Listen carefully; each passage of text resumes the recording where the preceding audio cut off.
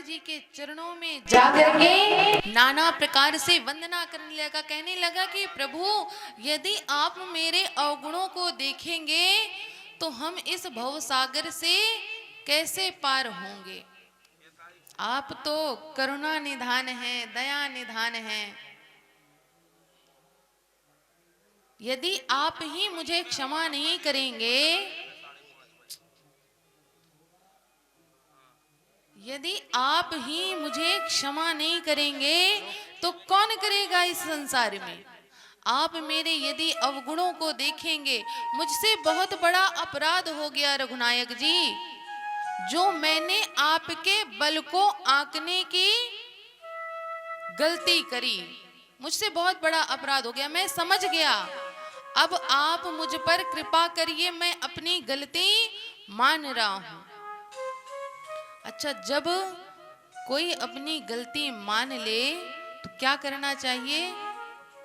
उसको माफ करना चाहिए कि नहीं? हम आप करते हैं कि नहीं, पहले ये बताइए। रघुनायक जी को तो बोल दिया कि हाँ माफ करना चाहिए, क्षमा करना चाहिए, लेकिन हम आप करते हैं कि नहीं करते? यदि कोई गलती कर देता है और आकर के क्षमा मांगने लग जाता है तो क्या माफ करते हैं? करते हैं। और गुस्सा नहीं करते। कहते हैं ना कि इस गलती की तो पहले तुम्हें सजा मिलनी चाहिए, बाद में फिर क्षमा करते हैं। पहले गलती की सजा दे देते हैं, पहले उस पे एक शर्त जरूर रख देंगे कि अब अगली बार से ऐसा हुआ तो फिर तुम्हारे साथ क्या क्या होगा ये तुम समझ नहीं सकते, तुम समझ नहीं पाओगे तुम्हारे साथ क्या क्या हो जाएगा यदि दोबारा ऐसी गलती करी तो। आसानी से क्षमा नहीं करते। और जब भगवान के क्षमा करने की बात आती है तो हमारे आपके मुख से कितनी जल्दी निकल आता है, हाँ क्षमा कर देना चाहिए, क्षमा कर देना चाहिए। जयंत ने कहा कि प्रभु मुझे क्षमा कर दीजिए, मैं हूं तो आपका दास ही, और दास से ही तो गलती होती है। रघुनायक जी जयंत की बातों को सुन करके मुस्कुरा रहे हैं कि देखो तो, पहले गलती करता है, उसके बाद आकर के कितने अच्छे से मुझे मक्खन लगा रहा है माफ करने के लिए, कितने अच्छे से मुझे समझा रहा है, मुझे मेरा ही दायित्व बताने लग गया। जब हम किसी से क्षमा मांगते हैं तो उसी के दायित्व उसको बताने लगते हैं कि आपका क्या कर्तव्य है, आपको क्या करना चाहिए, क्या नहीं करना चाहिए, हम उन्हीं को बताने लग जाते हैं।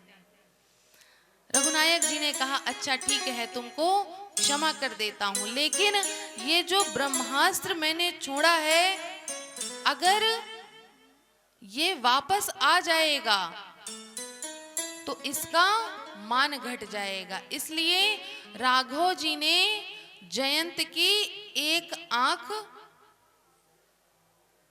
पर उस बाण का प्रहार किया, जिससे कि जयंत एक आंख का हो गया। आज भी जितने कौवे होते हैं वो एक ही आंख के होते हैं, एक ही आंख से देख सकते हैं। राघव जी ने एक आंख ही उसकी क्यों फोड़ी, और कुछ भी तो फोड़ सकते थे। जैसे सूर्पनखा की नाक और कान कटवाया, वैसे ही जयंत का भी तो चोंच कटवा सकते थे, क्योंकि भाई जयंत ने सीता जी के चरणों पर चोंच का प्रहार किया था, तो कायदे से तो चोंच को कटना चाहिए था। लेकिन राघव जी ने एक ही आंख करके क्यों छोड़ दिया जयंत को?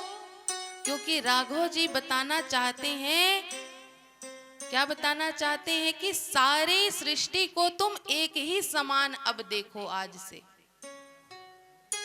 अलग अलग नहीं देखना। जब दो आंखें होंगी तो दो प्रकार का दिखाई देगा, और एक आंख से सब कुछ समान दिखाई देगा। इसलिए राघव जी ने जयंत को एक आंख करके उसे क्षमा कर दिया। जयंत वहां से खुशी खुशी वहां से चला गया।